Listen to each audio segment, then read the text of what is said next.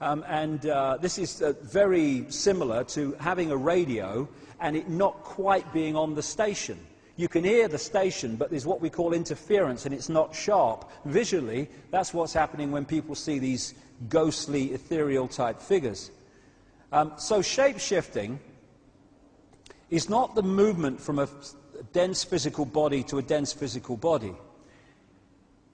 It would appear from the endless research that I've done and people I've talked to all over the world and all the rest of it put together, my own experiences sometimes, that what we're looking at are these hybrid bloodlines.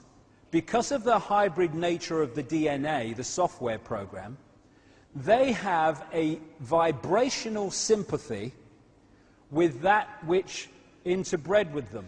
And this doesn't have to be physical interbreeding either, as I'll come to. And so these bloodlines can be, quote, possessed, their emotional, mental faculties taken over much more easily than the general run of the population does not have that hybrid DNA, thus that vibrational sympathy, compatibility between the two energy fields. So what they're doing in effect is using the secret society network they've set up to manipulate these bodies into power, but in doing so they're putting themselves into power because they're controlling the mental and emotional processes of these vehicles. Now, when we look at, say that's a major politician or something, when we look at him with our five-sense sight, we are going to decode that level of him that is operating with invisible light. So what do we see? We see a human. But behind him, just outside of that frequency range, we'd see something very different. And I've met endless people who've seen it, who do have that ability to move their visual frequency range further than the norm. So what is happening is, with shape-shifting, or one way that it's happening, is sometimes that energy field just outside of visible light moves in to that frequency range. It sometimes happens when this vehicle is going through great emotional turmoil. I've had that story told to me many times when people have seen this, the circumstances surrounding it. And at that point, this energy field enters visible light and becomes the prime forward energy field. And then it goes back again. To the observer, who is decoding that energy field through the brain and turning it into a physical experience, what he observes only in his head is human, non-human, human. Did you see that? But it wasn't physical. It was a change in the decoding of the brain of the energy field it's observing. So what we're looking at, I would suggest, but people make of it what they will, are fields where we decode the human one, but behind it is another one that looks anything but human.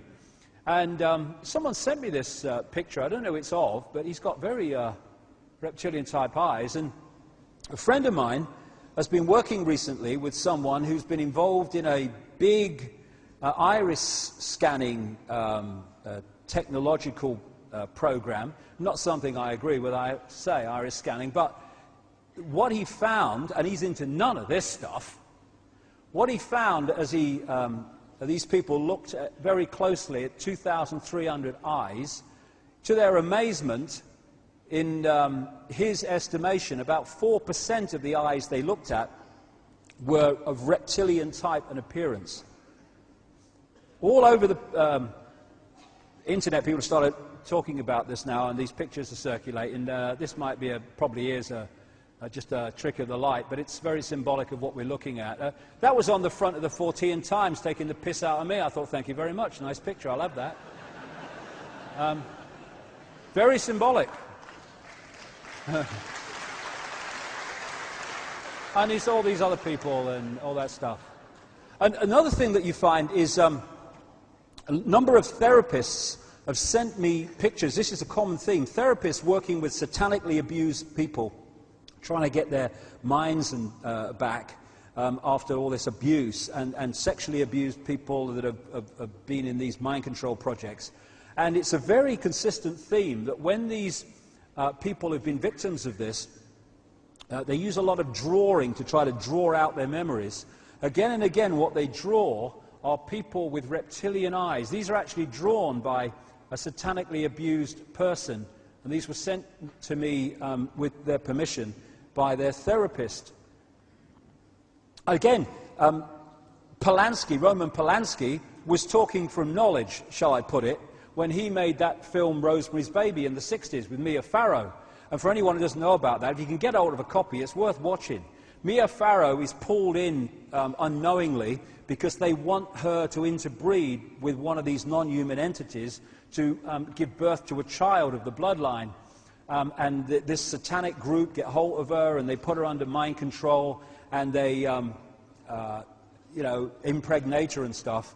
And towards the end of the film, when she starts to realize what's going on, she goes into this apartment where it all went on, and memories start to come back, and she sees the baby she gave birth to in a non-conscious state, and you have a quick flash of it in the movie, and it's a reptilian baby with reptilian eyes. Well, Polanski should know, let's put it that way.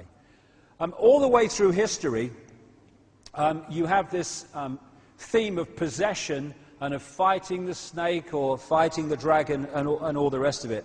That's the theme I'm talking about, and it's the software hybrid bloodline, which has led to hybrid people, possessed people, being in positions of power. So you look at the human level, but what's behind it?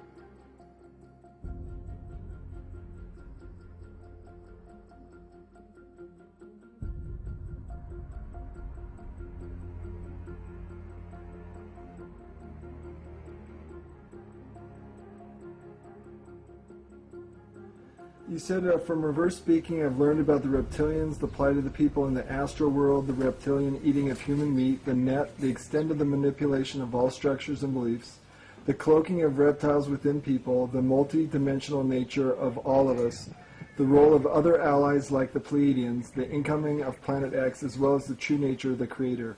I had to let go of so many of my beliefs and now simply serve the One, which is all life, to the best of my ability. Now, many years ago, you were a co-host of UFOAZ, you had a couple of radio shows that you worked with, you worked in Off the Record, The Cutting Edge, you even staffed a UFO abduction hotline for a while. And if I'm correct, you also won a lottery a number of years ago, and that gave you some of the opportunity to do a lot of research. How has all the information that you've gathered doing reverse speech changed what you knew then to what you know now? At the time, well, I've gone through the process, being raised as a Roman Catholic. I got into sort of Eastern meditation. I was in Icke, and then I went into the New Age. I listened to a lot of channeling and interviewing probably, I don't know how many hundreds of people over the time with the different co-hosting the different shows. I heard practically every belief system available on this planet, and I subscribed to the fact that we were living here to learn, that this was part of the journey, that karma and reincarnation played into it, that there were different levels of reality, and that in our day-to-day reality, we can create our own reality through our intention through our thoughts, through our beliefs. And I had to let most all that go.